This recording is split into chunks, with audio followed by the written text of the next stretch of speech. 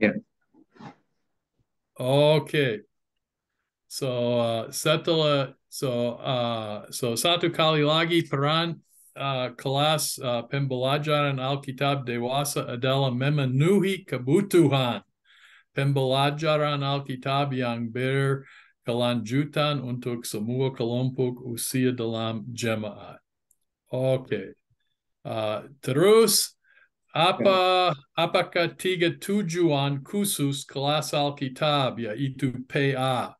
Uh, ini adalah tujuan umum. Tidak apa-apa jika remaja atau dewasa yang lebih muda atau dewasa yang lebih tua. Ini tujuan umum untuk semua kelas Alkitab. Terus dengan itu tiga. Kita dapat menyatakan sasaran khusus kelas pembelajaran Alkitab sebagai berikut. A. Memberi kesempatan bertumbuh dalam pengetahuan dan pemahaman Kristen.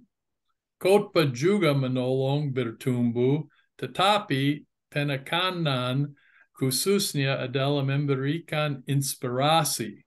Kelas pembelajaran Alkitab juga menjadi inspirasi, tetapi tujuannya secara langsung lebih pada bertumbuhan pengetahuan. Dan B, memberi kesempatan untuk mempelajari Alkitab, kitab-kitab di dalamnya, dan kebenarannya dengan cara sistematis yang tidak diberikan di mimbar. Dan C, memberikan kesempatan untuk mengajukan berbagai pertanyaan dan diskusi yang tidak dapat dilakukan saat ibadah minggu. Itu satu hal yang berbeda dengan khotbah dan PA. Dengan khotbah, pastor ambil nats dan menjelaskan prinsip-prinsip dari nats itu kepada jemaat dan memberi aplikasi bagaimana apa artinya doktrin ini, topik ini untuk kehidupanmu, bagaimana mengaplikasikan seperti itu. Tetapi jemaat tidak bisa, oh tunggu sebentar, saya punya pertanyaan berhenti. Karena kami punya sistem dengan ibadah yang lebih formal, yang penuh dengan respect untuk mendengar firman yang diberikan kepada kita oleh Allah melalui pastor. Tetapi PA diciptakan dengan formulir dengan cara sehingga ada kesempatan untuk pertanyaan, untuk diskusi dan lebih informal. So itu adalah kesempatan untuk umat bertanya kepada pastor, oh sebentar pastor, bagaimana mengenai prinsip ini? Seperti itu. Ada pertanyaan So, mengenai 44. ada pertanyaan? I'm sorry. Can you explain more deeper about inspiration in here? It is different with verbal inspiration, right? Yeah, different than verbal inspiration. Here in this meaning, it's maybe like motivation, Yeah. inspirasi mungkin lebih dekat dalam bahasa Indonesia motivasi.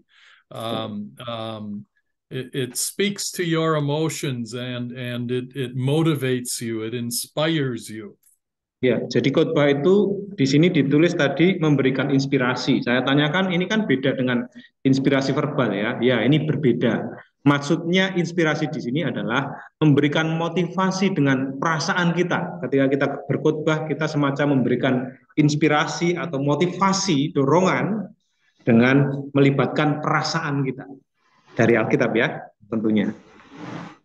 Yeah, often sermons will touch the heart, touch the emotions. Ya, That's maybe the focus, whereas a Bible class will touch the brain. oke.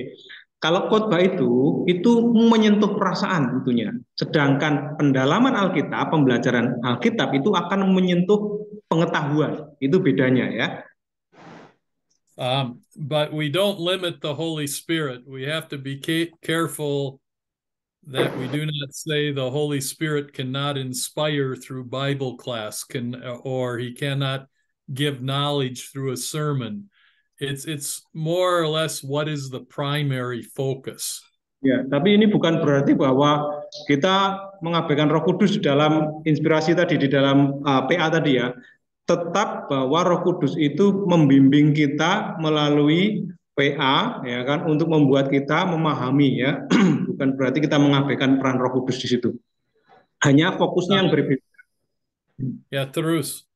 Ya, hanya fokusnya yang berbeda. Kalau khotbah itu fokusnya itu memberikan menyentuh perasaan, sedangkan PA itu bisa menyentuh pengetahuan tanpa mengabaikan peran Roh Kudus sama sekali ya, tidak mengabaikan peran Roh Kudus. Oke. And sermons focus on one specific text of the Bible. Ya, kalau khotbah itu fokus pada satu teks khusus. And you have a theme that you share with the people. Kita punya tema khusus yang kita bagikan kepada jemaat. Maybe in the form of a question. Mungkin dengan sebuah pertanyaan yang formal ya, pertanyaan yang khusus tadi. Maybe a statement of fact. Mungkin juga ada statement pernyataan yang jelas, fakta yang jelas. Maybe it's like an encouragement. Preach the gospel to all creation. Not really a command, but encouragement. Ya, jadi temanya mungkin bisa berbentuk seperti dorongan, seperti perintah. Ayo, apa tadi? What's the encourage, Pastor? I'm sorry, I'm forget. Encouragement, memberi dorongan. Oh, no, you give example for this encourage. Memberi. The example I gave is, let's say it's focus on mission work, and your theme is preach the gospel to all creation. Ya, khotbahkanlah Injil kepada semua makhluk, semua ciptaan. Nah, begitu. Ini contohnya ya. Not like a commandment, but as a form of encouragement. Bukan seperti perintah, tetapi ini dorongan yang formal ya. But Bible classes, you might be studying an entire book of the Bible. Sedangkan PA itu kita bisa mempelajari seluruh kitab.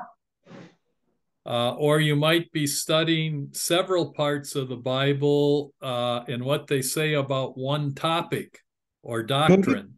Mungkin kita bisa mempelajari beberapa ayat, beberapa bagian, tapi fokus pada satu tema, tapi berasal dari beberapa bagian ayat. So there's just a different focus between sermons and Bible classes. Inilah fokus yang berbeda antara PA dengan khotbah tadi ya. Untuk aku dalam cara pribadi, saya selalu merasa sangat penting untuk mengingat, selalu mencipta PA dalam cara sehingga selalu ada cukup waktu untuk semua orang yang berkumpul, untuk mereka sehingga mereka punya kesempatan untuk pertanyaan dan diskusi. Karena seringkali orang bertumbuh melalui proses itu. Okay. Oke, jelas. Do they have questions on Ada 44? pertanyaan? Oh ya, ya, ada pertanyaan, Pak.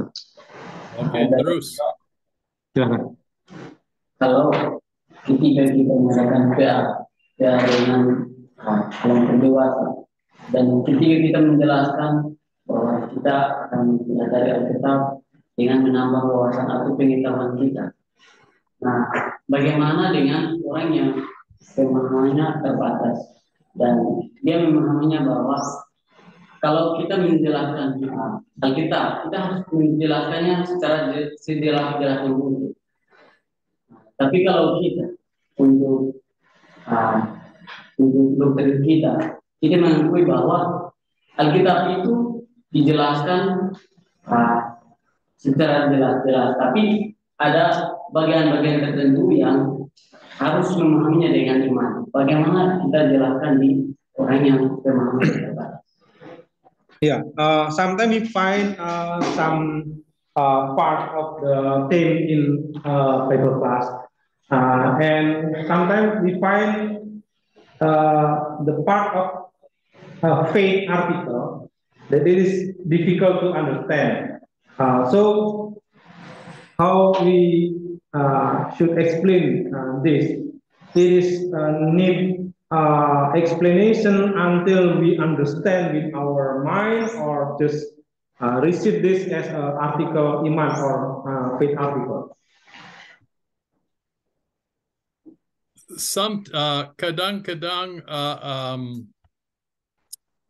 ada pertanyaan mengenai doctrine atau topik, dan kadang-kadang kami harus bicara bahwa kami benar-benar hanya menerima ajaran itu oleh iman. Tanpa iman, kami tidak bisa percaya.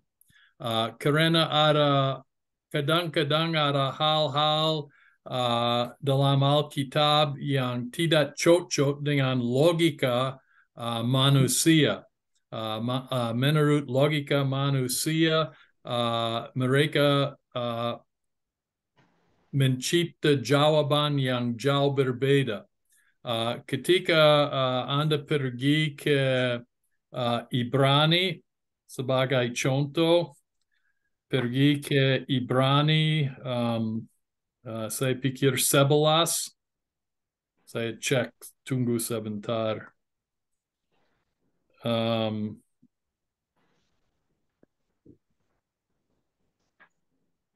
Ya, silakan membaca Ibrani 11 ayat 1, 2, dan 3. Ibrani pasal 11 ayat 1 sampai 3. Iman adalah dasar dari segala sesuatu yang kita harapkan dan bukti dari segala sesuatu yang tidak kita lihat. Sebab oleh imanlah telah diberikan kesaksian kepada nenek moyang kita. Karena iman kita mengerti bahwa alam semesta telah dijadikan oleh firman Allah, sehingga apa yang kita lihat telah terjadi dari apa yang tidak dapat kita lihat. So, mengenai doktrin penciptaan itu dimengerti oleh iman, dengan iman. Jika manusia bicara tentang dari mana dunia naik, dunia diciptakan, datang dari mana, mereka mencipta ajaran evolusi seperti itu. Tetapi kami mengerti bahwa Allah adalah pencipta, dan dengan kata firman-Nya, melalui firman-Nya, dia mencipta dunia, dan itu adalah dipercaya dan diterima dengan iman saja, tidak dengan logika. Dan juga kami lihat bahwa seringkali ketika orang coba menjelaskan doktrin menurut logika, mereka mencipta doktrin palsu dari proses itu. Tetapi kami menerima kebenaran melalui iman. Dan itu sangat penting ketika kami melakukan pekerjaan gereja. Selalu ada penggodaan untuk pakai sistem duniawi untuk melakukan pekerjaan rohani. Dan duanya seringkali tidak cocok. So hati-hati ketika Anda terus dengan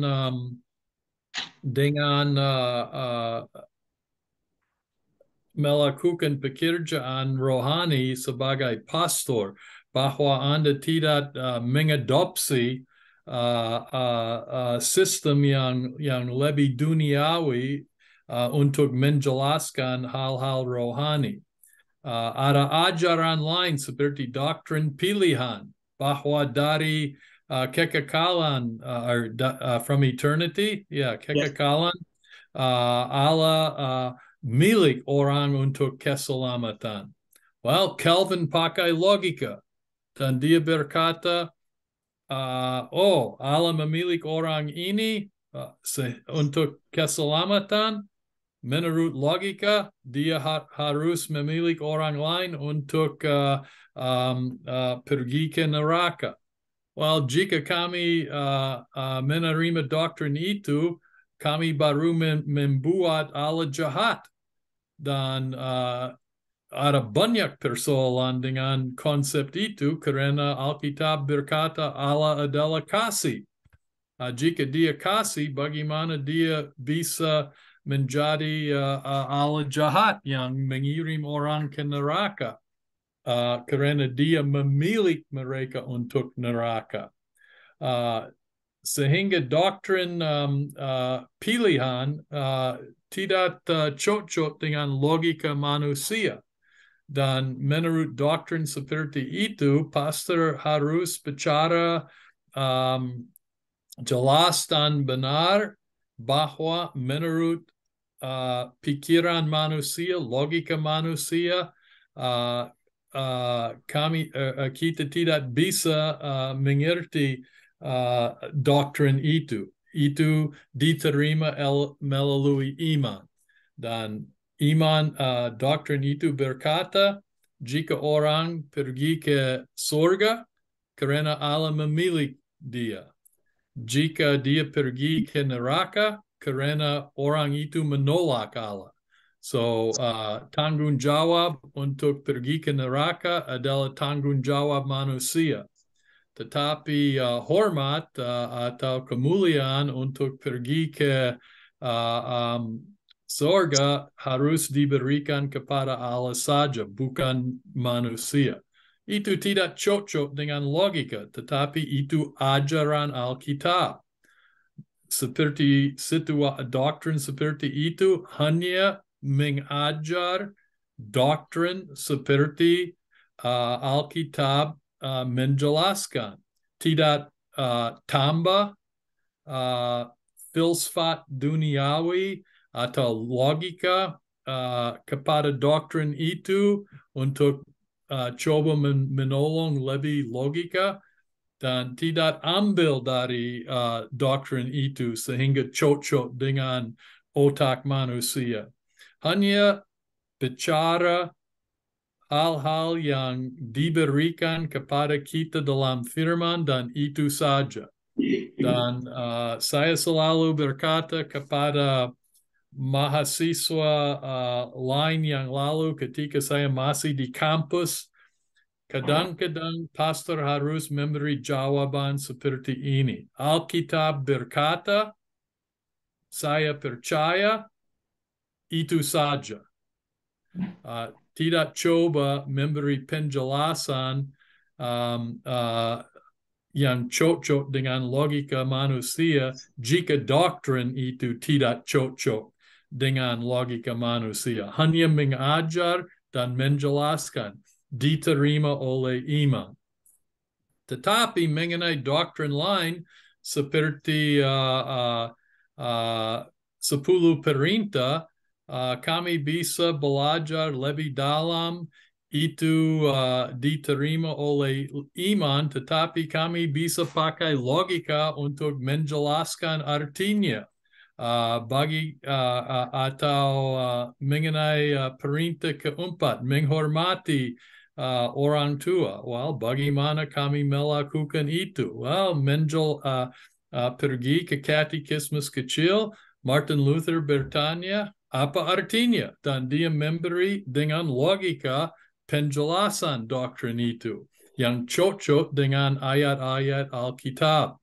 So, kadang-kadang ada banyak informasi yang diberikan dalam Alkitab untuk menjelaskan doktrin atau topik sehingga umat bisa mengerti lebih baik dan mengaplikasikan doktrin itu dalam kehidupan mereka.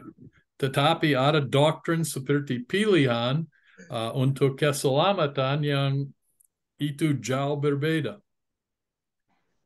So basically, sometimes there will be doctrines that we can't explain. We just teach what the Bible says, nothing more, nothing less. Jadi ada doktrin yang memang harus kita ajarkan sebagai sesuatu yang hanya kita terima dengan iman. Tidak lebih, tidak kurang. And be honest with the people. Dan jujur saja dengan orang-orang itu. Tell them, I can teach you what the Bible says. Aku bisa mengajar kepada saudara-saudara apa yang dikatakan Alkitab. Seperti itu aja, bilang seperti itu. But I cannot explain it to you logically. Tapi saya tidak bisa menjelaskan secara logika hal ini. This is an article of faith. Ini adalah artikel iman. And then there are other teachings of the Bible where we are given many verses and stories that help us to explain the meaning of the teaching and how to apply it in our life. Ya, dan di tempat lain ada banyak ayat yang menunjukkan kepada kita, yang membimbing kita bagaimana kita bisa menjalani hidup. Okay, I'll speak to you in English because it might be clearer. I'll give them, I will distinguish some doctrines for them, but be careful that we don't make this like a law. Ya, ini Pak B akan memberikan semacam perbedaan antar doktrin, ya kan? Doktrin mana yang termasuk artikel iman, doktrin mana yang bisa diajarkan secara logika ya, tetapi ini bukan semacam hukum. All the doctrines pertaining to the gospel often cannot be explained logically. Doktrin itu dibangun dari Injil yang seringkali tidak bisa dimengerti secara akaliah. How do you explain with logic that a young virgin woman became pregnant and had a baby but was still a virgin? Bagaimana mungkin kita bisa menjelaskan seseorang bisa melahirkan dari seorang perawan, ya kan? Dan sementara dia masih seorang perawan. How do you explain that little baby was both God and man in the flesh? How do you explain that logically? Bagaimana kita bisa menjelaskan secara logika kita bahwa seorang bayi itu, dalam diri bayi itu ada pribadi Allah dan ada manusia di dalam satu daging? How do you explain logically that when he was put to death as a criminal, he was actually the sacrifice for the sins of the world? Bagaimana kita bisa menjelaskan secara logika kita seorang yang dihukum mati dan dianggap sebagai kriminal itu sebagai sebuah pengorbanan untuk pengampunan dosa? How do you explain that he died but then came back to life 3 days later? How do you explain that with logic? Bagaimana kita bisa menjelaskan secara logika orang yang sudah mati kemudian bangkit lagi, hidup lagi. How do you explain that God is present everywhere? I never see him. How can he be with me here in America and you in Indonesia at the same time? Bagaimana ya, I'm sorry, Pastor. No, go ahead. Bagaimana kita bisa menjelaskan kehadiran Allah Maha Hadir di mana-mana? Kita belum pernah bertemu dengan Tuhan, tetapi kita percaya bahwa Tuhan hadir di sini, Tuhan ada di Amerika, dan Tuhan ada di mana-mana. But we just teach what the Bible says and let the Holy Spirit work in the hearts of the people through the gospel. Tetapi kita hanya mengajarkan apa yang dikatakan Alkitab, dan biarlah Roh Kudus yang mengerjakan, yang memberitahu umat-umat itu Injil yang dari Alkitab itu. To make my point, think of what Paul wrote to the Corinthians. Ya, kita bisa membaca di dalam Korintus, Second Corinthians, First Corinthians.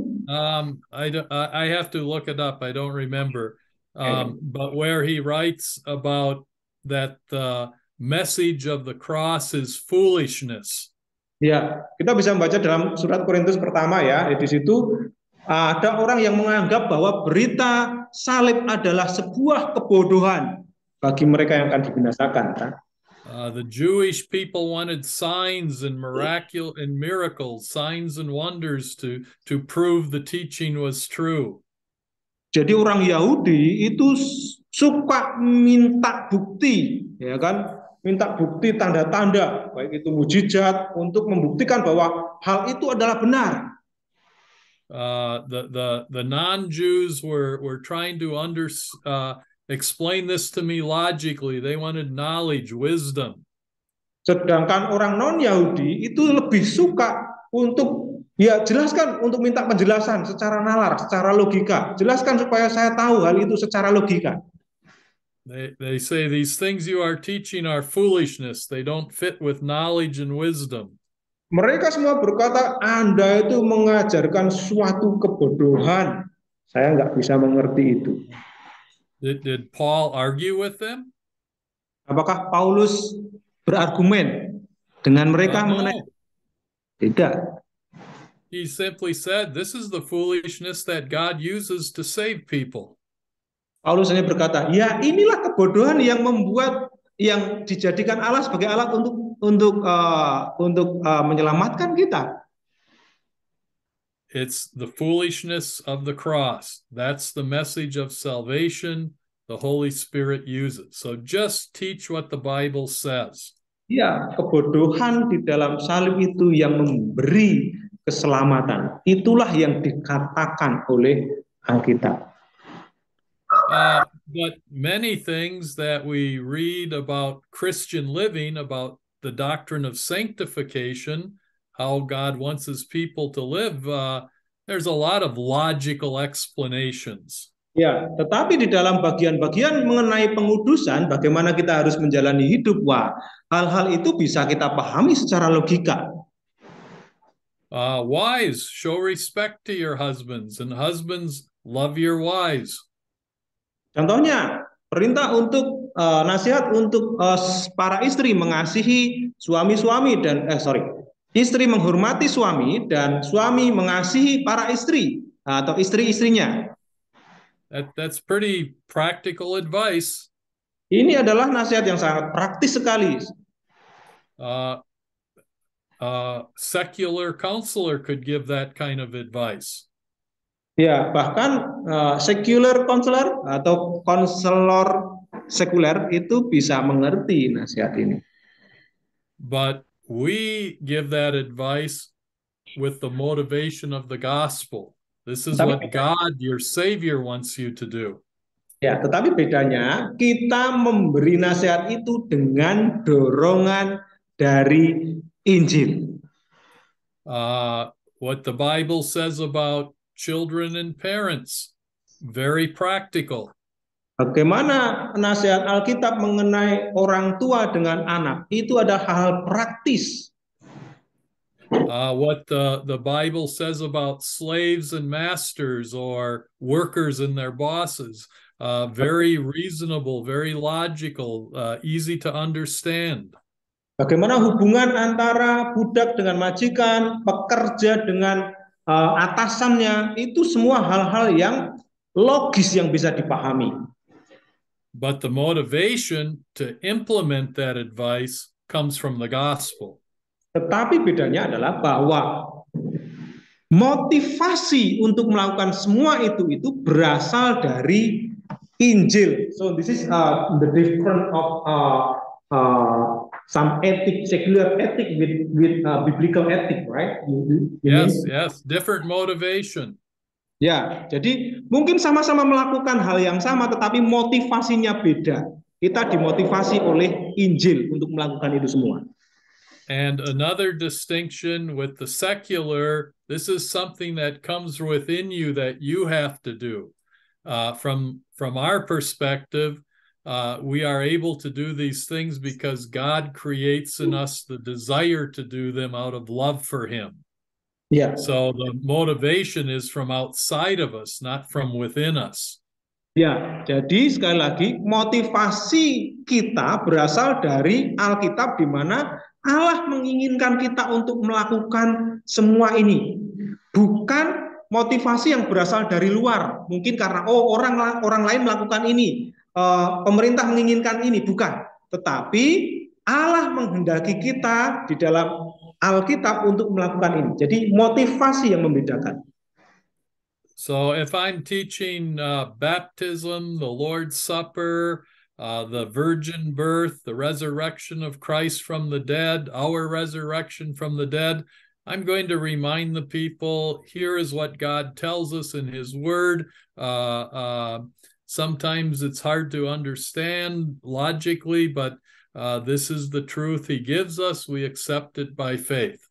Ya, jadi ketika kita mengajarkan beberapa artikel iman, contohnya kelahiran melalui perawan Maria, baptisan, dan artikel-artikel yang lainnya tadi, kita hanya cukup mengatakan bahwa inilah yang dikatakan Alkitab. Memang kita sulit untuk memahami secara akaliah, tetapi inilah yang dikatakan Alkitab. But even when we teach these gospel truths that we cannot explain logically, we still teach them in a logical way. And what I mean by that is we do it in a systematic, orderly way, saying, here's what the Bible says. Ya, tetapi ini yang harus kita ingat ya. Sekalipun hal ini tidak bisa dipahami secara logika, tetapi kita harus mengajarkan secara logis. Artinya apa? Kita harus mengajar secara sistematik ya. Apa yang dikatakan Alkitab itu kita ajarkan sesuai dengan ajaran Alkitab secara sistematik.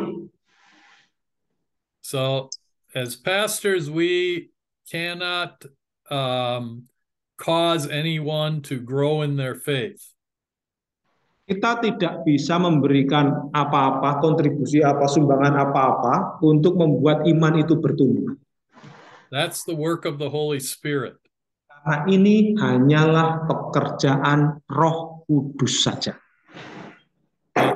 But God has told us in His Word, the Holy Spirit works through the means of grace, the gospel and word and sacraments. Ya, tapi Tuhan sudah memberikan kita sarana kasih karunia, ya, sarana kasih karunia, yaitu apa? Ya. Firman dan sakramen.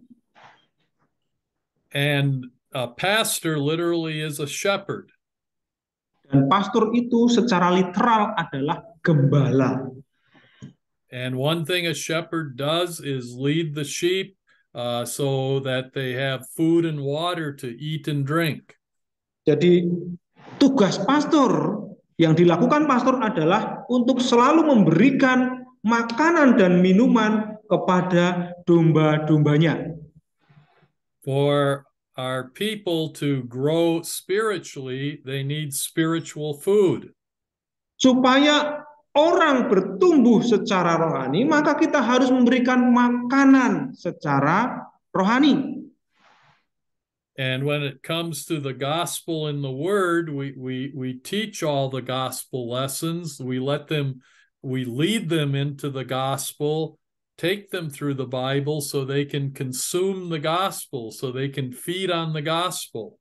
Ya, ketika kita menyampaikan Injil itu, maka orang-orang atau jemaat kita itu akan dibimbing untuk terus mengkonsumsi makan dari Injil itu supaya imannya terus bertumbuh.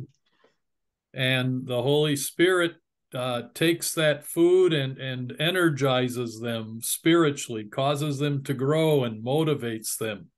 Dan Roh Kudus akan membuat apa yang saudara konsumsi tadi untuk membuat orang itu bertumbuh dan terus bertumbuh di dalam iman.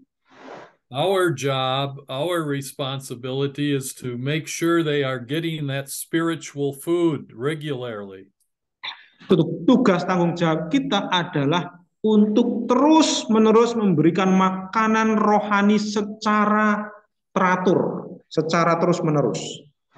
And with the law, they need to eat the law too. Also, they also need to eat the law. Ya, jangan lupa mereka juga perlu makan hukum, ya, makan makanan rohani, yaitu hukum.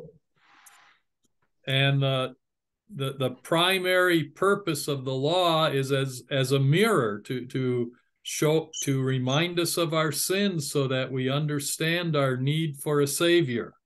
Karena fungsi hukum itu adalah menjadi cermin supaya kita bisa melihat dosa-dosa kita, sehingga setiap orang yang mengerti memahami dosanya akan membutuhkan juru selamat.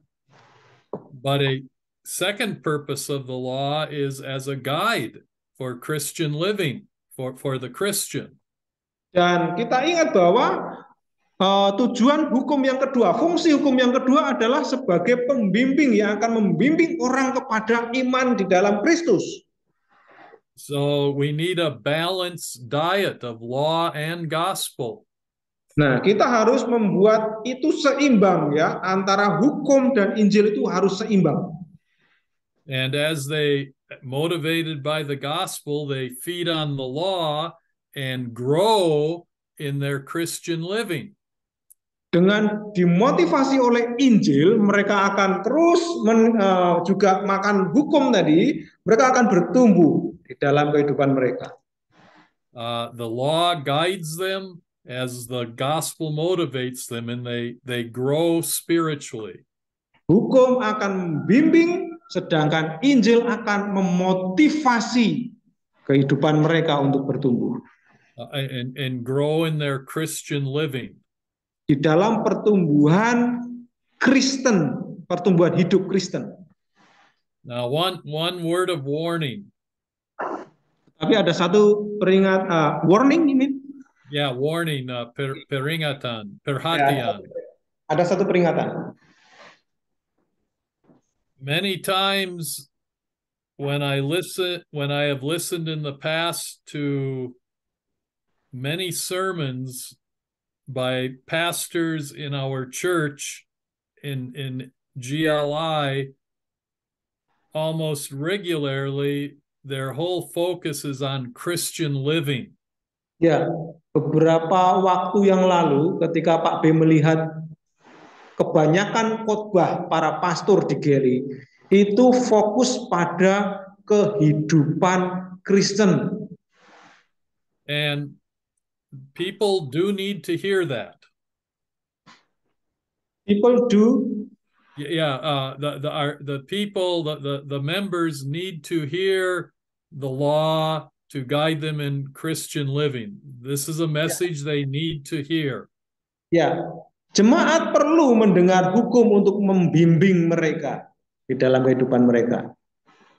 But if this is all they're hearing, the devil will take that and turn it into work righteousness. Oh, this is how I get to heaven. I keep all these rules and laws.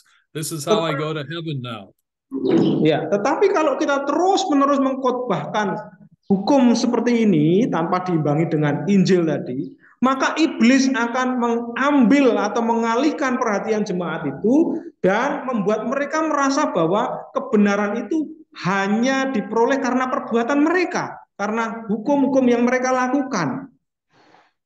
So as they weave the threads of law and gospel in their teaching and in their sermons, they need to remember to use the law primarily to show people their sins and the gospel to show people as their savior. Jadi ketika kita mengkhotbahkan hukum dan Injil itu tujuannya adalah untuk mengingatkan bahwa hukum itu adalah cermin untuk memperlihatkan dosa-dosa mereka, dan Injil itu dikhotbahkan supaya kita tahu bahwa ada juru selamat, Yesus yang menjadi juru selamat kita.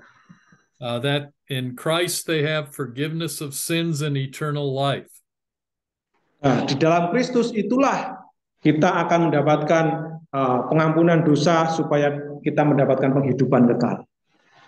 And then you also use the law to guide them now out of thankfulness to Christ. This is how you live now as his people. Ya, kita juga menggunakan hukum untuk menjadi sarana mengucap syukur karena kehidupan kita yang sudah ditebus tadi ya, untuk menjalani kehidupan kita sebagai orang Kristen. But always using the message of the gospel to motivate that Christian living. Dan selalu gunakanlah Injil untuk menjadi motivasi hidup Kristen itu seperti apa. So their preaching needs to be this balance of law and gospel. All their preaching and teaching and counseling, always this balance of law and gospel. Jadi baik itu khotbah, itu konseling, itu mengajar dalam bentuk PA, selalu imbangi antara hukum dan Injil. Selalu imbangkanlah itu. And the order in which they come may be different every week, but try to fit those 4 principles into every sermon. Ya, mungkin hal-hal yang kita pelajari setiap minggu itu berbeda, tetapi prinsipnya adalah sama. Kita harus menyeimbangkan antara hukum dan Injil di dalam setiap khotbah kita. Maybe you will start out with, in our text we hear about how to be faithful husbands and wives, and we guide with the law. Ya, mungkin kita sedang berbicara mengenai kesetiaan antara atau hubungan yang setia antara suami dan istri. Nah, kita memberikan ajaran ini dengan hukum ya, dengan hukum sebagai hukum. But then in the middle of our sermon, we stop and say, but have you always been faithful in your thoughts about other women, other men? Ya, tetapi di tengah-tengah khotbah kita atau pengajaran kita, kita harus bertanya, apakah kita sudah setia dengan suami atau istri kita? Oh, now you just switch from using the law as a guide to the law as a mirror. Kita sedang mengalihkan fungsi hukum tadi dari hukum sebagai pembimbing, lalu dengan bertanya tadi kita sedang memfungsikan hukum sebagai cermin. And then you say, but remember, for all of our sinful lust and feelings, Jesus died on the cross and paid for those sins too and washed them all away. Oh, now you're using the gospel to tell them of forgiveness and salvation. Ya, tetapi ketika kita tadi bertanya, kemudian jemaat akan menyesali dosa-dosanya, lalu kita akan mengatakan bahwa Tuhan sudah memberikan pengampunan kepada kita, ya, dan kita memperoleh juru selamat meskipun tadi kita tidak setia dengan suami dan istri kita, tetapi kita diingatkan bahwa Tuhan memberikan pengampunan. Disitulah kita menggunakan Injil. So all of their teaching and preaching again is always this weaving together of law and gospel. Jadi always having a balance. Jadi setiap pengajaran kita, khotbah kita selalu seimbangkan antara hukum dan Injil, selalu seimbang. So if all they're doing is telling people, oh, this is how you need to live as a Christian, they're not doing their work properly. Ya, jadi kalau kita hanya mengatakan, oh ini cara kita hidup supaya berkenan kepada Allah, wah itu bukan khotbah yang baik itu. So any questions about that? So we sometimes logic, we have to say we don't understand. All I can tell you is this is what the Bible says. Yeah. Other times we can take the teachings of the Bible and very logically apply them. Ya, jadi kalau memang itu tidak bisa dilogikakan, jangan pernah melogikakan. Katakanlah saja ini yang diajarkan Alkitab. Tapi kalau memang itu adalah ajaran yang logis, yang bisa dipahami sebagai hal yang praktis, ya kita ajarkan secara jelas ya. So, Oke, Pak. Thank you. This is very clear. Okay. This is fit with my sermon in Monday. Good. Okay, great. Wonderful. Yeah. Okay, I'm glad my teaching fits with your sermon. Nah, saya senang penjelasanku cocok dengan khotbah Pastor August, sehingga saya tidak dosen jelek. No. Okay. Any other questions on 44? Ya, ada lagi? Ya silakan. Kalau ada. Kan tadi menjelaskan bahwa sebagai seorang pastor itu mengkhotbahkan Injil yang hukum secara beriringan. Nah, bagaimana dengan ketika kita berkhotbah, kita hanya menyampaikan bahwa kalau kita memilih seorang pemimpin harus seperti ini. Kita tidak menyampaikan bahwa jemaat itu berdosa dan membutuhkan juru selamat. Ya itu sudah tadi dijelaskan ya. Itu bukan khotbah yang baik. Ya, kalau semacam itu kita sedang menjebak jemaat untuk melakukan perbuatan kita sendiri. So I think this is explained, Pastor. So I just review. Okay. It is already explained. Okay, bisa terus. Ya. Okay. Oke, ada pertanyaan lagi dari mahasiswa lain, Pastor. Dari other student. Apakah dalam khotbah kita setiap minggu itu harus hukum dan Injil ya Pak? Karena saya pikir kita hanya mengkhotbahkan hukum dan Injil, berarti kita melupakan hal-hal lain. Contohnya mungkin ini menurut pandangan saya Pak, mungkin sesekali kita bisa berkhotbah mengenai bagaimana jemaat mensyukur seorang pastor karena itu juga betul. He asked that every week we have to preach about law and gospel. What if we maybe one moment we preach about stewardship or we preach about how to support our pastor? So he think that this cannot explained by law and gospel principle. Okay, in Wells in the United States, probably once or twice a year, we have a specific Sunday called Stewardship Sunday. Jadi di Wells sana itu ada satu minggu dalam setahun itu ada minggu yang disebut sebagai Minggu Penata Layanan. And sometimes the focus is on encouraging people in their daily life and in their congregational life to use their time and talents, to donate their time and talents, and to use them faithfully, whether at work or at home or in the church. It's about time and talents. Di minggu ini khususnya membahas mengenai bagaimana cara jemaat itu menggunakan waktu mereka, menggunakan talenta mereka dalam kehidupan mereka sehari-hari. Sometimes maybe at least once a year there might be a special Sunday where the focus is on stewardship of money and possessions. Ya, jadi ada juga satu minggu dalam setahun itu khusus membahas khotbahnya membahas mengenai kepemilikan atau uang atau ya harta benda. When the pastor is speaking to the congregation,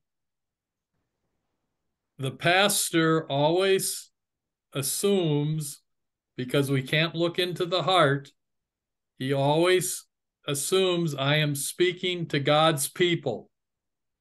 Ya, ketika seorang pastor itu berbicara kepada jemaat, dia harus menganggap bahwa dia sedang berbicara kepada umat Allah.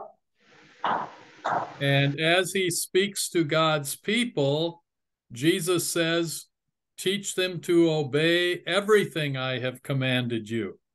Dan sebagai umat Allah, maka pastor itu harus mengajar kepada mereka supaya mereka mentaati apa yang difirmankan oleh Allah. And when we teach stewardship of money according to the Bible, we are actually teaching the law as a guideline. Dan ketika kita sedang mengkhotbahkan mengenai uang, mengenai kepemilikan tadi, maka kita sedang mengkhotbahkan hukum. And as we guide the people with the teaching of the Bible about how congregations should take care of their pastors, when we use the Bible verses and guide the people in that teaching, sometimes the people will say, oh, I have not been supporting my pastor in my church like I should.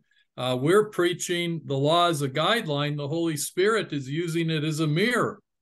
Ya, jadi ketika kita mengkhotbahkan mengenai tanggung jawab atau peran jemaat untuk mensupport seorang pastor di dalam pelayanannya, maka itu sedang membimbing mereka kepada sebuah pertanyaan, oh, sudahkah saya selama ini membantu seorang pastor? Nah, ketika ada pertanyaan itu muncul dalam hati mereka, maka Roh Kudus sedang menggerakkan mereka membuat hukum itu menjadi cermin. So, any teaching of the Bible that they can come up with is either going to fall into the category of law or the category of gospel. It's always one or the other. It doesn't matter. They can pick any topic they want, and I will tell them whether it's law or gospel. Jadi apapun topiknya, itu pasti selalu apakah itu hukum atau itu Injil, itu selalu ke arah sana. Semua topik di dalam Alkitab itu selalu mengarah kepada hukum dan Injil. So topics like stewardship, that's law. Topik mengenai penata layanan itu hukum. But as we guide the people with that law, we still motivate them with the gospel. Nah, ini tetapi harus ingat, jangan berhenti di situ ya. Jangan berhenti di situ. Tetapi ketika kita mengajarkan mengenai penata layanan, kita harus memotivasi mereka dengan Injil. If we use the law to motivate them, then we're using the law not as a guideline, but as a club to beat them. Oh, you have to do this. Nah, tapi kalau kita menggunakan hukum sebagai motivasi, ya ini berarti kita sedang semacam memaksa mereka supaya ayo kamu harus lakukan ini. So we always want to make sure we remind the people as Christians, we do what we do out of love for Jesus, out of thankfulness to God for our Savior.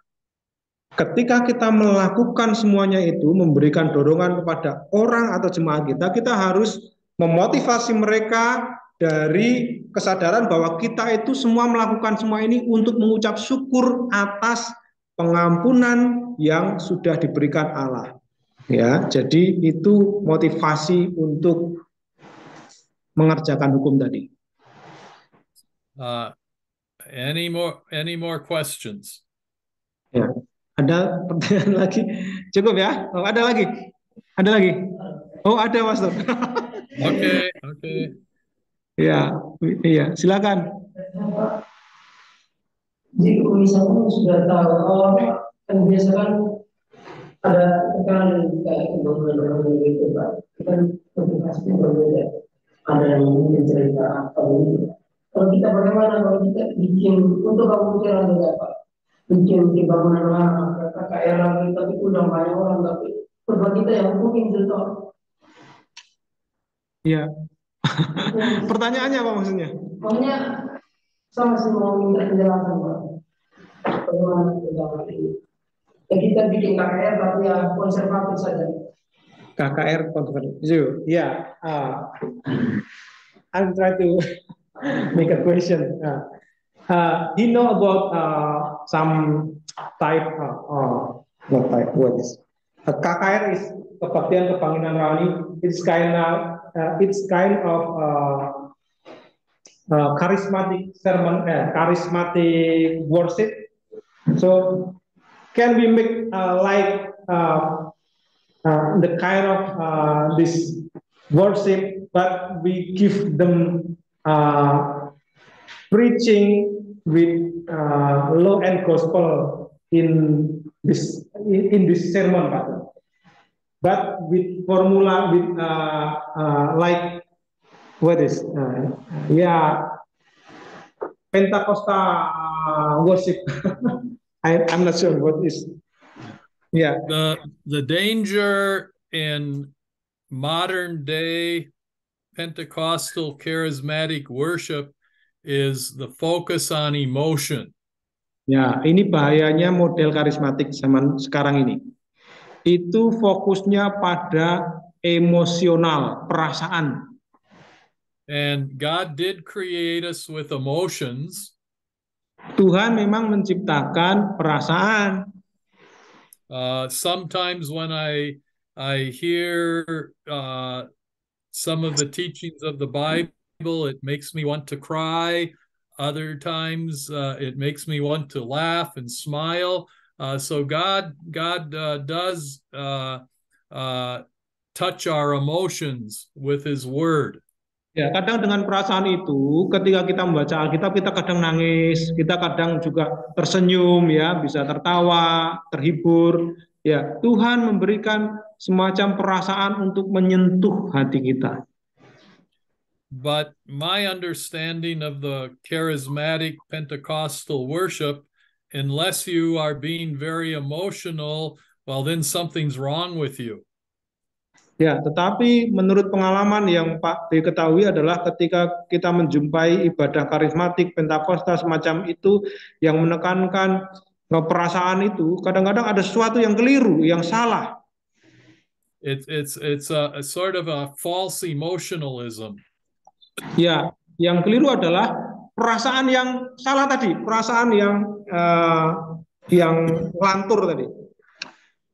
It's like they are trying to program emotions so everyone has the same experience. Jadi ibadah karismatik itu didesain supaya para pesertanya itu memiliki perasaan yang sama, emosi yang sama. Didesain seperti itu. What we need to remember is God has created every individual with emotion, with intellect, and with will. Tetapi kita harus ingat bahwa Tuhan itu memberikan kepada kita itu perasaan, pengetahuan, dan kehendak. Bukan cuma perasaan saja. And depending on how God created us as individuals, some people are very emotional, some people are more intellectual or academic, and other people are more volitional, willful. Ya, jadi dengan penciptaan Allah yang memberikan perasaan, kehendak, dan pengetahuan tadi, ada orang-orang yang memang punya perasaan yang sangat sensitif, ya kan? Ada yang juga menonjol dalam hal pengetahuan, ada yang juga punya kehendak yang lebih lebih dalam ya, lebih tinggi. Seems to have one of those characteristics that's dominant, but we have all three. Yeah, I'm sorry. It is. I said everyone has emotion, intellect, and will, but it seems that every person has one that's the strongest. Ya, jadi semua orang punya yang namanya perasaan, punya yang namanya pikiran, pengetahuan dan kehendak. Tetapi ada salah satu dari ketiga hal itu yang menonjol di dalam setiap pribadi. So, for example, one Christian might say, "Oh, I feel the salvation of Jesus." Jadi contohnya ini, ada orang yang mengatakan saya merasa keselamatan di dalam Tuhan Yesus. Another Christian might say, "I know Jesus is my Savior. I have no question. I know it in my heart." Kalau tadi dia merasa, yang lain ada yang mengatakan saya tahu bahwa Yesus adalah juru selamat saya. And another person will say, "God be merciful to me, a sinner. I just want to be saved." Ya, jadi ada yang lain yang mengatakan saya mengerti bahwa Yesus juru selamat saya dan saya ingin menjadi I forget and the last sentence. I want to be saved. Saya ingin diselamatkan. That's what he wills. Ini menunjukkan kehendaknya. That's evidence of faith already, because he wouldn't want Jesus as his Savior if he didn't already have faith. Ya, sebenarnya dia sudah diselamatkan, tetapi dia ingin terus-menerus diselamatkan. I think it's more, I would say it is more proper and correct to simply preach the word and let the Holy Spirit touch people's emotions or intellect or will as he wants to, and not trying to make everybody emotional. Jadi khotbah yang baik itu selalu mengizinkan Tuhan menyentuh perasaan atau pengetahuan atau kehendak setiap orang, bukan hanya untuk perasaan saja. I guess experience would be that people that are attracted to Pentecostal and charismatic churches are highly emotional. Ya, jadi ada pengalaman bahwa ketika kita melihat orang yang ibadah ala karismatik itu seringkali punya emosi yang terlalu tinggi. Whereas the problem is people who are more volitional, willful, or academic or intellectual, they end up feeling, well, something must be wrong with me. I must not be a good Christian because I'm not feeling all this emotion.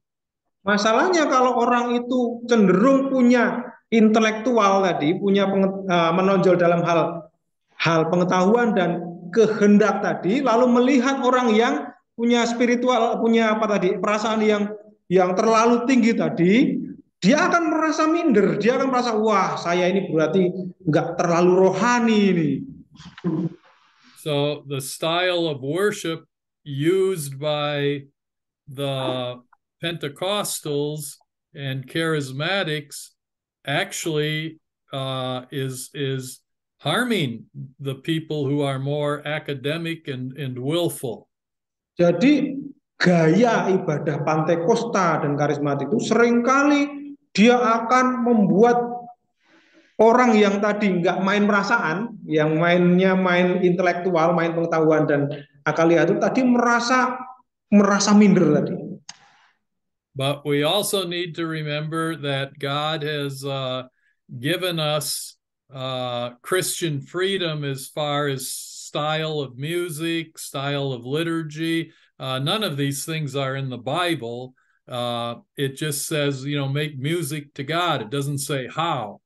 It says pray. It doesn't say too much about. It tells us the style with the Lord's Prayer, but sometimes it says pray alone. Sometimes you see people praying together. There's different styles that we can adapt to. Ya, tetapi ada jenis musik, ada ya hal-hal yang sebenarnya itu tidak ditulis dalam Alkitab ya. Kita mengenai doa, contohnya kita bisa berdoa pagi, bisa berdoa semacam doa apa, ya macam-macam jenis doa ya. Tetapi prinsipnya ada dalam Alkitab, jadi kita bisa mengadopsi hal-hal yang ada dalam Alkitab itu dan kita lakukan dengan cara-cara yang berbeda. So I can give them a practical maybe example. Ya, ada contoh yang lebih praktis. When I was in the Army and I had recently married my wife, our pastor asked us if we could pick up this young woman at her home and drive her to church for worship. Ketika Pak B itu baru menikah dan menjadi seorang tentara, dia akan pergi beribadah ya, dan membawa anaknya. And one day my wife and I were taking this young woman from church back to her home, and we were just discussing things in general. Dia membawa seorang perempuan muda ya ke rumah ya, dan ketika dia membawa perempuan yang muda tadi ke rumah, and I will never forget what the young woman said to us. Seorang perempuan tadi itu berkata sesuatu yang tidak bisa dilupakan Pak B. She said, "Sometimes I go to this other church, probably more like Pentecostal or charismatic." Dia berkata, kadang-kadang saya pergi ke gereja yang karismatik. And she said, to be honest, when I go to that church, I feel really good. Dan dia mengatakan, wah, ketika saya pergi ke gereja itu, wah, saya merasa sangat enak sekali. But when I come to your church, I learn something. Tapi ketika saya belajar di gerejamu, saya datang masuk ke gerejamu, saya belajar sesuatu. We need to harmonize those things. Kita harus mengharmonikan atau menselaraskan dua hal ini. We want to touch the emotion, the intellect, and the will, all three of them. Menyentuh sisi emosi, perasaan, sisi intelektual, pengetahuan, dan juga kehendak. Itu harus disentuh di dalam pelayanan kita. Some of the pastors like Eunice and Lefinus would ask me, do we have to use this type of music all the time, like the German Lutheran hymns? Pak Yunus dan Pak Levinus pernah berkata bahwa apakah kita perlu menggunakan musik yang seperti ala-ala Jerman itu tadi ya?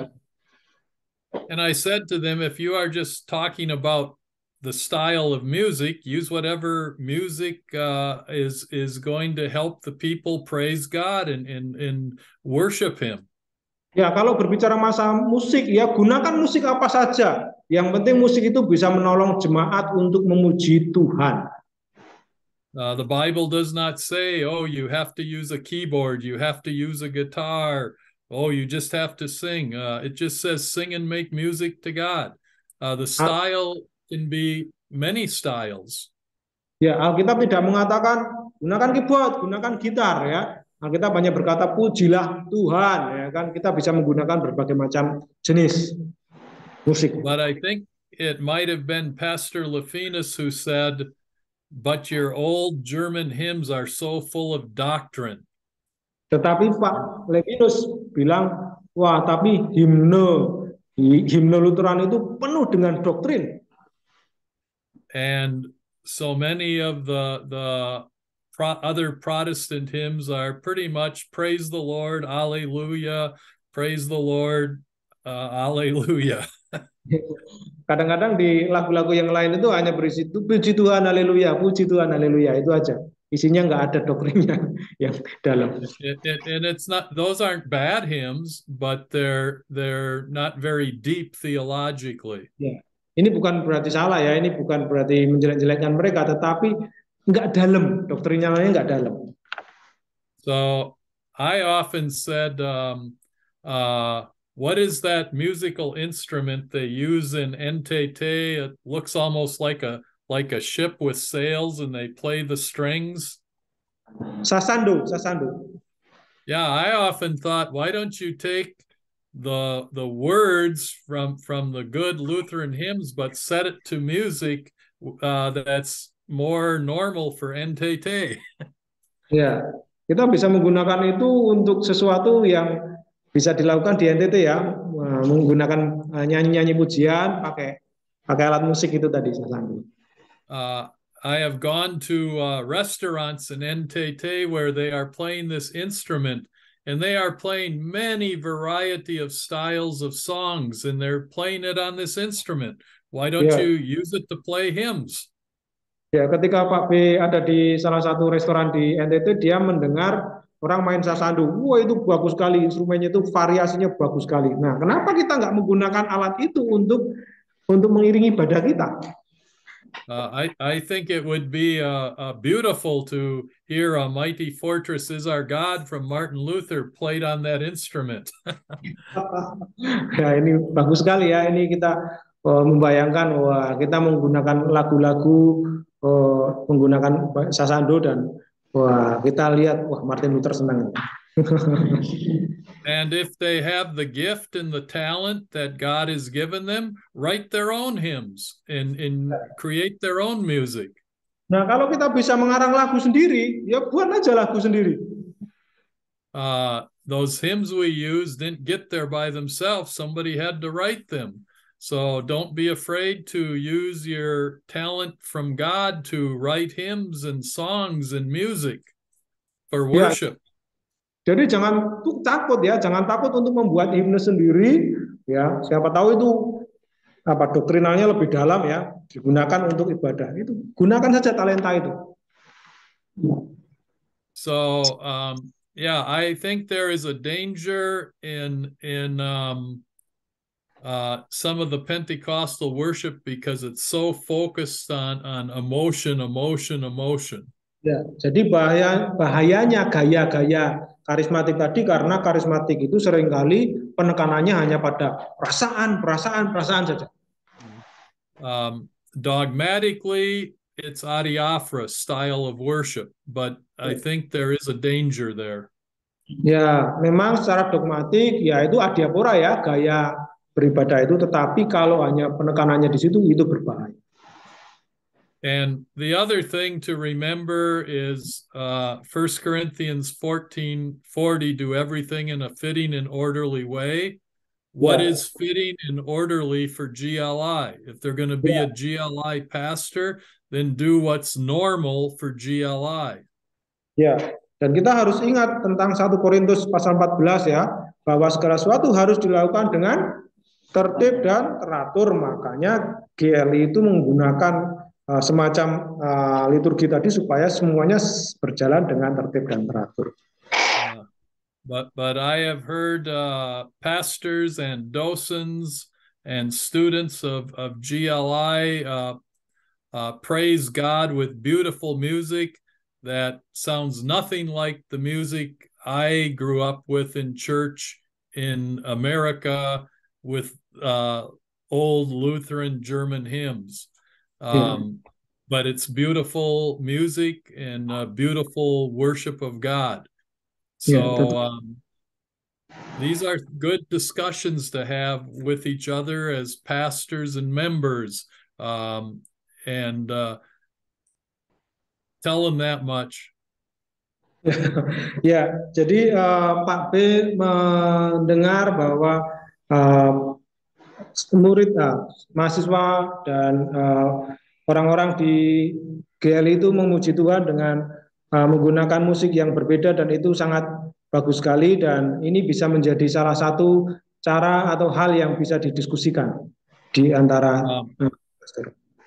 And one last piece of advice, or maybe even a warning, never make changes in the congregation by yourself. If you want to have a special service with special music, talk to your church council about it. Make sure they approve it, so that when people say, oh, why are we doing this new style or having this strange music this week? Well, then you can say, this is what it's about. And I talked to the church council and they gave me approval. If you just go and do these things by yourself, you're going to get in trouble with the people very quickly. Ya, tetapi sama seperti kita ingat yang dijelaskan minggu lalu, Kamis pagi kemarin, bahwa setiap kali kita mau mengubah sesuatu, jangan langsung asal ubah, tetapi kita harus menyampaikan terlebih dahulu. Contoh, kita mau mengusulkan mengubah alat musik atau mengubah jenis nyanyian, kita harus sampaikan itu kepada penatua, kepada pengurus jemaat.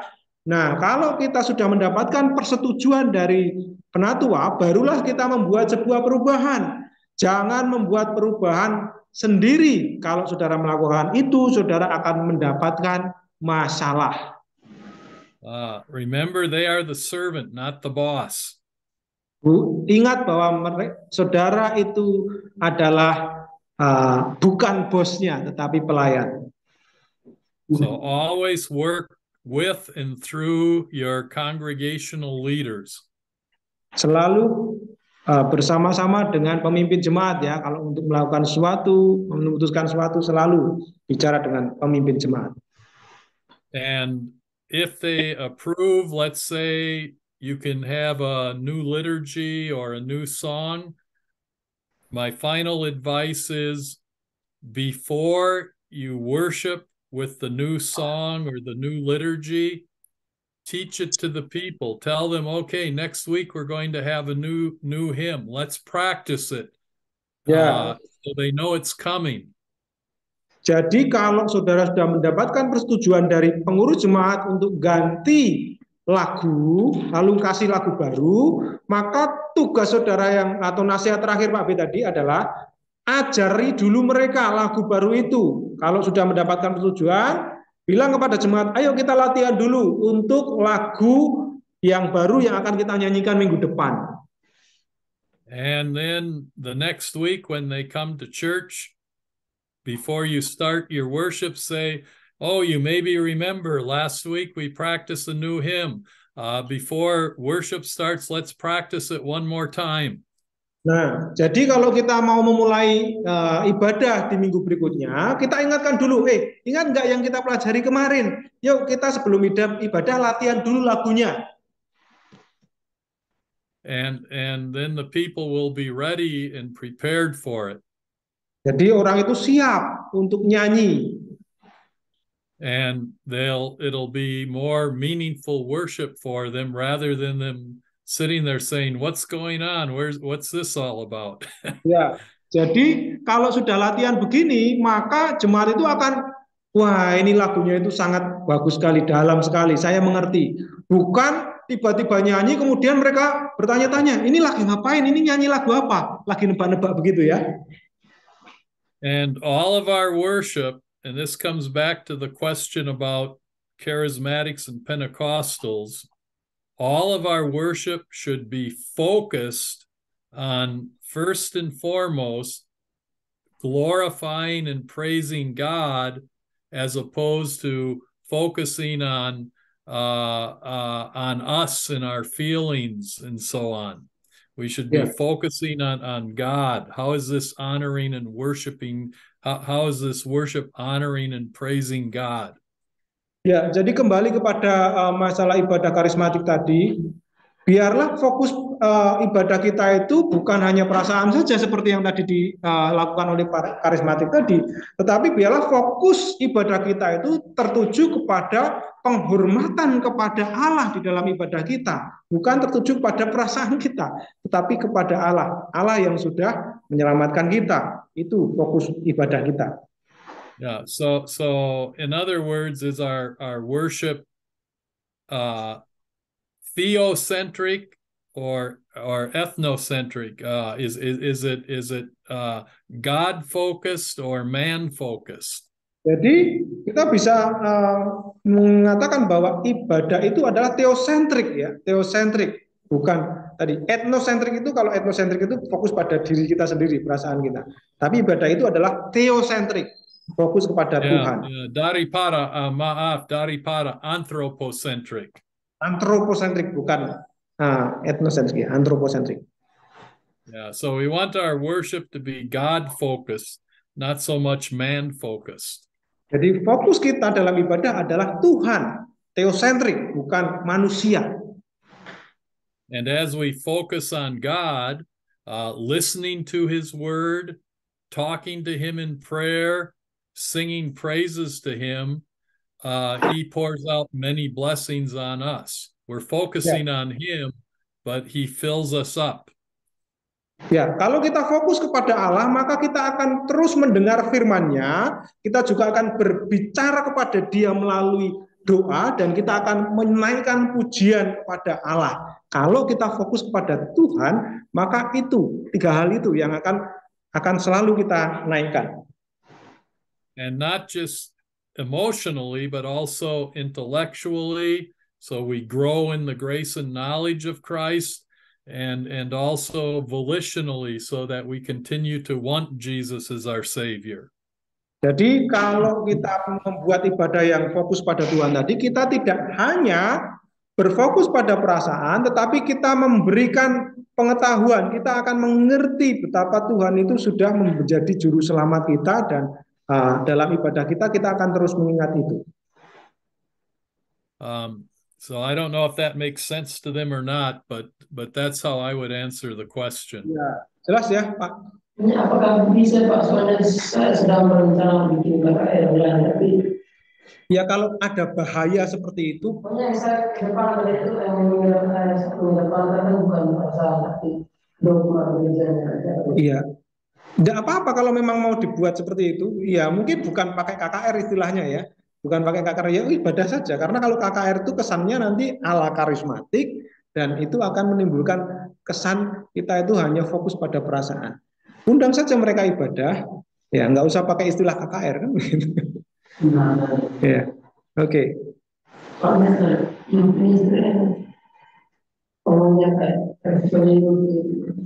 Iya, itu istilah-istilah karismatik. Itu istilah karismatik. Kita pakai istilah yang bukan karismatik, nah, kita Lutheran. Yeah.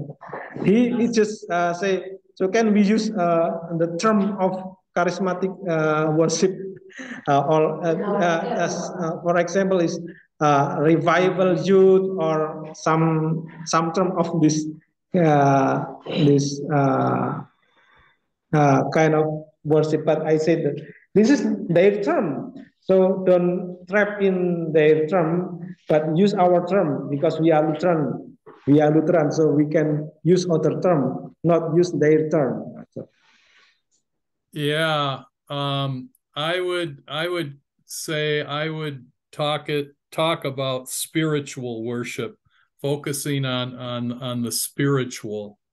Ya, fokusnya pada rohani ya, fokusnya pada rohani. Oke, ya, bagus, ada pertanyaan. Yeah, our time is finished, but there is one more question, Pastor. What do you want for this? Okay, one more question. Oke, satu lagi.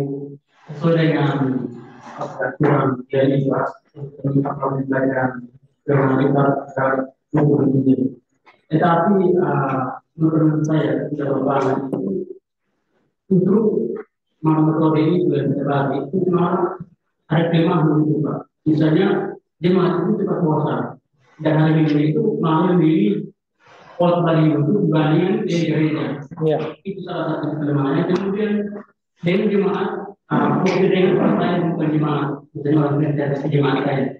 Kita menyampaikan, tapi tidak memiliki bagaimana kita berbetulnya sehingga orang yang jemaat kita terus menikmati, tidak bosan, begitupun dengan jemaat, begitu dengan orang Kristen yang bukan jemaat kita, mereka tertarik dengan ajaran kita begitu.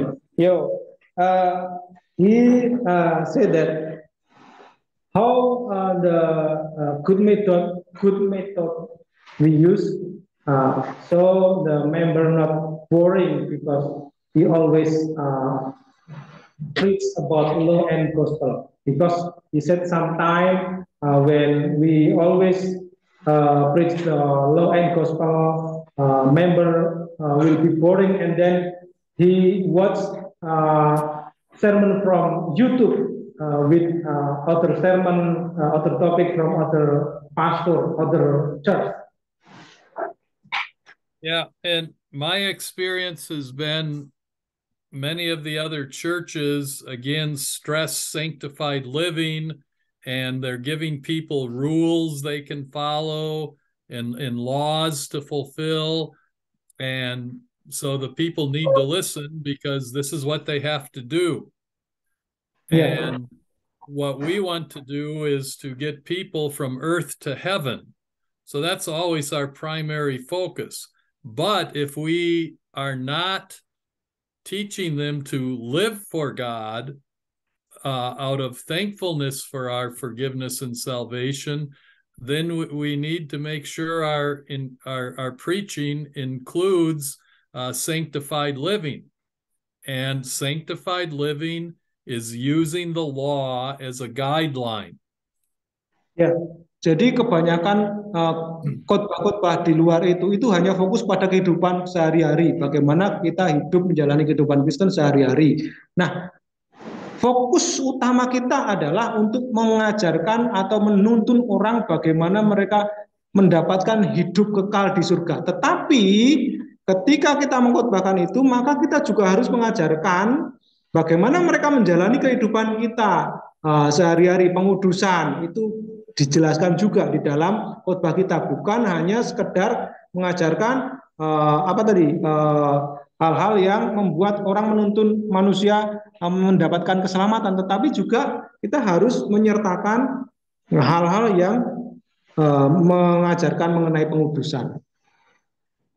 When I hear, people are bored because all we do is preach law and gospel, my first thought in my head is people are saying, okay, I know I'm a sinner and Jesus saved me. Tell me something else. Ya, ketika Pak Bem mendengar tadi ada ungkapan bahwa jemaat bosan Pak dengan hukum dan Injil. Wah, itu berarti mungkin khotbahnya cuma habis ini pasti Tuhan pasti pastor itu ngomong, wah, kita berdosa, kita membutuhkan juru selamat. Ya, yang ngomong yang lain lah. Pasti seperti itu. Biasanya pastor hanya akan khotbah seperti itu. Itu pikirannya. And I have two responses to that comment. Jadi ada dua hal yang harus kita lakukan kalau ada orang yang kesannya khotbah seperti itu. If all the people are hearing is I am a sinner, Jesus is my savior, I need to repent of my sins so I can go to heaven, law, gospel, they're not doing their job. Jadi kalau memang sampai ada jemaat yang bosan, yang istilahnya cuma dengar, wah ini hukum dan Injil, aku berdosa, aku butuh juru selamat, aku akan masuk surga, itu berarti pastor itu belum berhasil berkhotbah. Because they're preaching justification but forgetting about sanctification. Kenapa belum berhasil berkhotbah? Karena pastor itu hanya mengkhotbahkan pembenaran dan they're preaching the law as a mirror and the gospel is solution, but they're forgetting to teach the law is a guide for Christian living. Dia mengkhotbahkan hukum sebagai cermin dan mengkhotbahkan Injil sebagai solusi, tetapi lupa mengkhotbahkan hukum sebagai pembimbing kehidupan. So that's one response. Itu adalah respon yang pertama. The other response is what my docent told me. Respon yang kedua itu seperti yang dikatakan Pak dosennya Pak B kepada Pak B. I want to go to church every Sunday and hear the same thing because I need to hear every Sunday that I am a sinner, but that Jesus forgave me, and because of that, I get to go to heaven. I need to hear that every week. Ya, jadi respon yang kedua adalah seperti yang dikatakan pastornya Pak B itu, bahwa kita atau saya perlu mendengar itu setiap minggu, mendengar kabar bahwa saya adalah berdosa dan diselamatkan oleh Injil. Saya adalah orang berdosa dan sudah diselamatkan, dan itu kita perlu mendengar setiap minggu. Memang itu kita perlu mendengar setiap minggu. For me, I think the best compliment I ever received as a preacher was a woman who said to me one Sunday, somehow, some way, somewhere in every one of your sermons, you always remind me that because of Jesus, I get to go to heaven. Ya, jadi sama seperti yang tadi, seorang perempuan yang tadi ikut ibadah di gerejanya Pak B tadi, dia ketika ikut ibadah di gereja, dia tahu bahwa setiap kali dimanapun kapanpun dan dimanapun kapanpun, saya selalu diingatkan bahwa saya sudah diselamatkan. So let us put this into perspective. Jadi when kita, that member who is saying, oh, I'm bored because I hear the same thing every week, when they are on their deathbed and prepare and are going to see Jesus, what do they want to hear? Oh, remember you lived a good life. You were a good husband. You were a good man. You did this, you did that. Or do they want to hear, don't worry, your sins are forgiven. Jesus loves you. What's more important? Jadi mana yang lebih penting ketika seorang itu ada di dalam kehidupan yang terdalam ya, yang sedang kalut, mana yang lebih penting? Apakah berita mengenai kamu harus lakukan ini untuk selamat, kamu harus begini-begini, atau Tuhan mengasihimu? Mana yang lebih penting? And the same docent that said, I need to hear the same thing every week, I want to hear the same thing every week, also said this. Dosen tadi berkata, aku harus mendengar hal yang sama setiap minggu, dan saudara harus mengatakan itu. He said the challenge of the pastor is to say the same thing every week, but in a fresh and exciting way. Nah, ini penting nih. Tantangan setiap pastor adalah mengkhotbahkan hal yang sama, tetapi dengan menyegarkan, memberikan kesegaran baru setiap minggunya. Itu tantangannya. And then he looked at us and said, and if you cannot be fresh and exciting, please at least say the same thing. Nah, tapi kalau kita tidak bisa memberikan sesuatu yang baru, yang menyegarkan setiap minggu, setidaknya khotbahkan hal yang sama. But it is true, if all we're preaching is justification, the law is a mirror, and the gospel is grace and forgiveness, then we are only doing part of our job. We also have to teach sanctification. The law is a guide, and that will get people's attention. Jadi kalau kita hanya berkhotbah hukum sebagai cermin, lalu Injil sebagai solusi tadi, dan kita lupa mengkhotbahkan hukum sebagai pembimbing penuntun, kita nggak selesai khotbahnya. The other thing to remember is they are not going to help the Holy Spirit, but they can make it difficult for the Holy Spirit to do his work if they have not prepared a good sermon. Ya, kita tidak kita tidak menghalangi Roh Kudus bekerja ya, tetapi kalau kita tidak menyiapkan khotbah dengan baik ya, maka ya kita sulit untuk membuat mereka memahami Injil itu tadi. Based on the ability God has given you, do the best you can to memorize your sermon.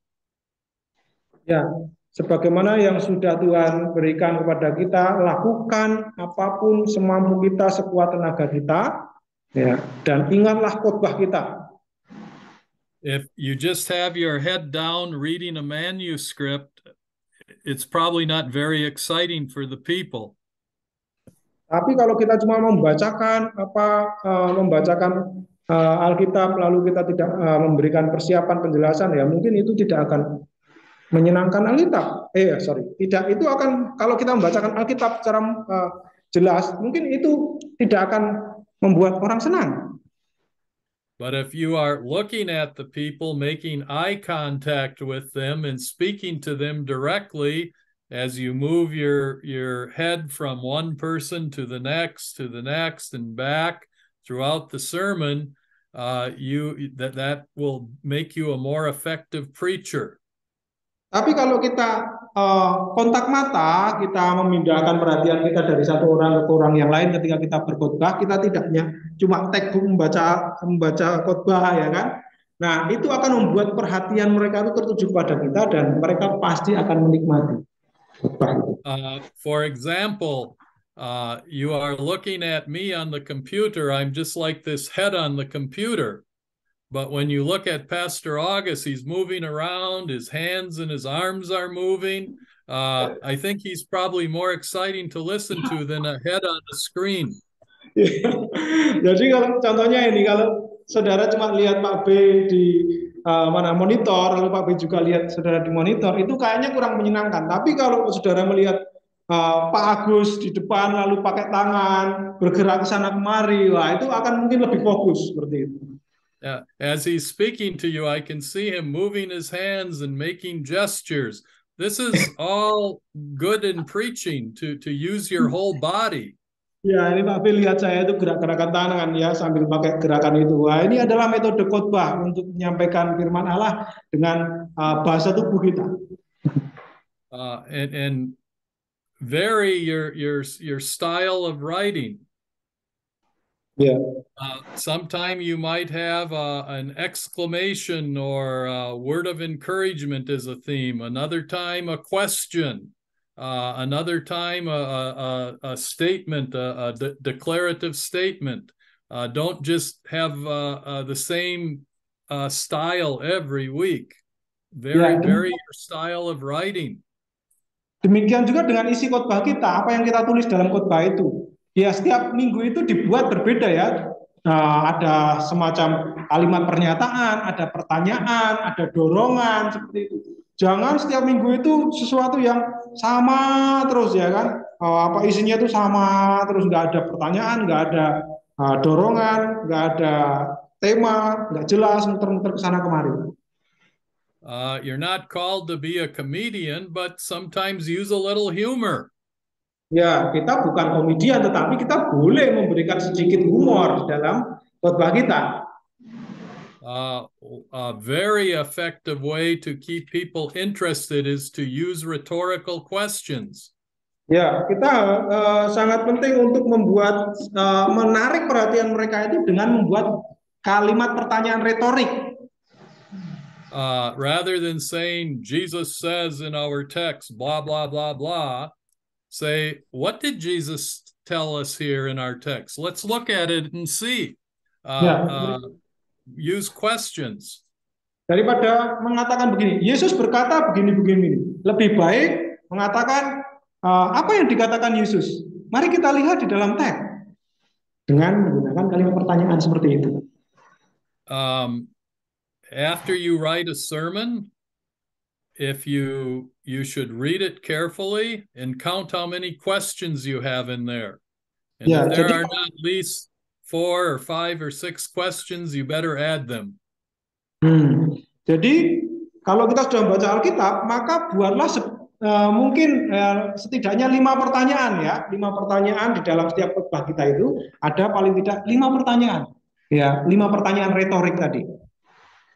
So my feeling from my experience is sometimes people are bored because the pastor's a lazy pastor and is writing lazy sermons.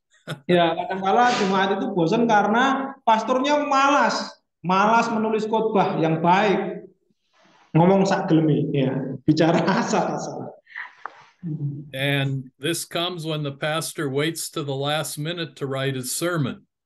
Ya, ini ada, sorry Pastor Anak. This happens when the pastor waits till write his sermon Friday or Saturday. Ya, kadang-kala ini yang terjadi adalah orang pastor yang malas itu baru nulis khotbahnya itu hari Jumat atau Sabtu baru tulis khotbah.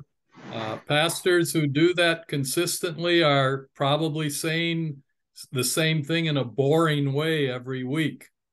Kalau seperti itu pasti itu nanti akan jadi pastor yang khotbahnya itu membosankan setiap minggunya.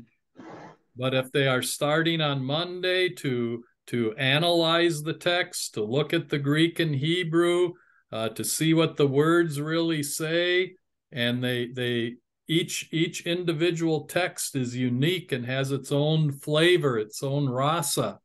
But if they're not doing their homework in outlining and writing and memorizing their sermon, of course it's going to be boring. Ya, tapi kalau pastor itu memulai dari hari Kamis, mulai analisa, lalu mulai terjemahan bahasa Ibrani Yunani, ngelihat analisisnya, membuat outline garis besar dari mulai hari Senin, bukan hari Jumat dan Sabtu ya, dari mulai Senin, maka pasti dia tidak akan menjadi pastor yang khotbahnya membosankan. The guideline we were given by our homiletics professor was for every minute you talk, study 1 hour.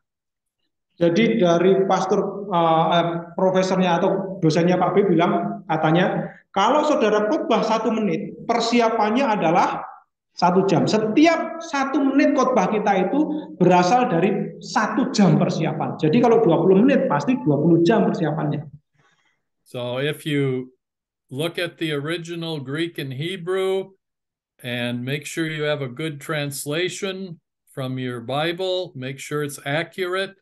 If you outline your sermon, garis kecil, garis besar, if you write it out and then you memorize it, 20 hours will be used up just like that. Ya, kalau kita melakukan analisis, menerjemahkan bahasa Ibrani Yunaninya dengan baik, membuat outline-nya, membuat garis besarnya, lalu menghafalkannya, maka pasti kita butuh setidaknya 20 jam untuk persiapan satu khotbah. So they need to make sure they schedule time every week to write a clear sermon. Maka kita harus then it won't be boring. Maka kita harus memastikan jadwal kita, membuat jadwal yang pas untuk menganalisis khotbah itu, membuat khotbah itu dari mulai hari Senin sampai Sabtu tadi ya, supaya kita menghasilkan khotbah yang tidak membosankan. Does that help? Ya, ini nolong ya, jelas ya, very clear, Pastor. Thank you very much for your explanation. This is very clear. Okay, I had hoped to finish, but we will start at 46 or 45, number 45. But on Wednesday, we must finish the chapter. Yeah. And then I tell them that on Wednesday we must finish the chapter. Ya, hari Kamis kita My harus Wednesday, your Thursday. Ya, on Thursday. Hari Kamis kita harus selesaikan ini. And then I will set for August an open book examination on chapter 6. There will be questions that they have to sit down with their textbook and find the answers and write it, and I will send you the answers with the page numbers, and you can correct it. Ya, So our oke. last class will be Thursday. Ya. Jadi kelas terakhir hari Kamis tetap melanjutkan bagian ini. Lalu ujiannya adalah ujian yang bisa dikerjakan di asrama, ujian buka buku. Ya. Terima kasih, Pak. Yep, and it's not very important, but if they want to make a historical note, Wednesday will be the last time I teach at STTL. This is sad. This is sadly. Yeah. Well, I'm an old man. But thank you for your dedication. I'm running out of energy. Yeah. So they can tell people, oh yeah, I had the last class with the old guy. Yeah. I will tell them, Pastor, so they can join together with us. Okay. And maybe when I come in August, we will have discussions, but I think that will be more transitional from myself to Pastor Peter Yankee.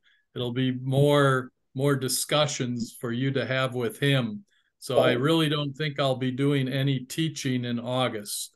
So probably from a historical viewpoint, they will be able to say, oh, I was with the old pastor the last time he taught us. Yeah. Okay. Thank you so much for your dedication, Pastor, for your time, for your willing to lead us until right now. And thank you for all of the work you have done. You have really been a joy to me to work with. So I'm looking forward to our visit in August when we can be together one more time at least, God willing. Yeah, looking forward to it. And then we can tell stories. Good story, I hope. Okay, sampai Kamis. Sampai Kamis, thank you, Pastor. Okay, Tuhan Yesus memberkati. Ya. Mari. Mari.